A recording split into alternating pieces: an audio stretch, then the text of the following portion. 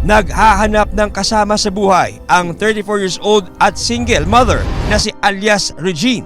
Sa isang dating app, nakilala niya ang isang lalaki. Gamit nito ang pangalang Lucy.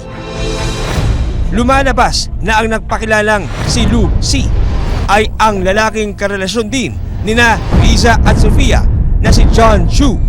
Tulad nina Riza at Sofia, inakala rin ni Regine na seryoso sa kanya ang lalaki.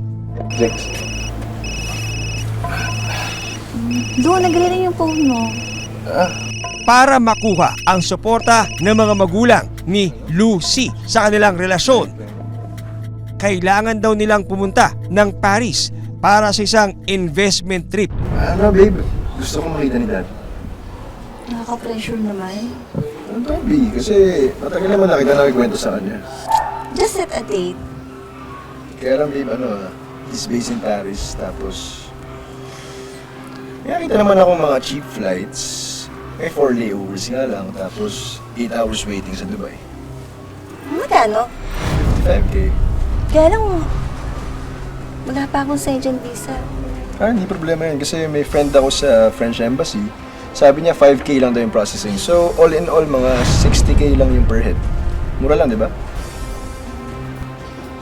Oo, mura lang. So, send mo na lang sa bank account ko yung 60K. Ako na bahala sa lahat. Sige.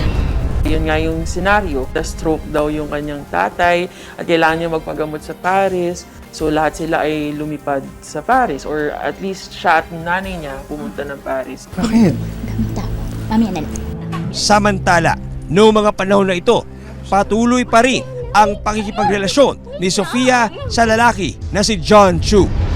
Pero may napansin daw si Sofia sa binata. Palagi raw itong laman ng kasino. Dito na nag-umpisang maghinala si Sofia. Pumunta kami sa isang fine dining restaurant, dun din sa casino. Sabi niya nun is, mag-reserve lang ako, pero siya yung magbabayad. Pero ang nangyari, ako pa rin yung nagbayad. Ano nga ba ang tunay na pagkatao ng binata na si John Chu at Lucy?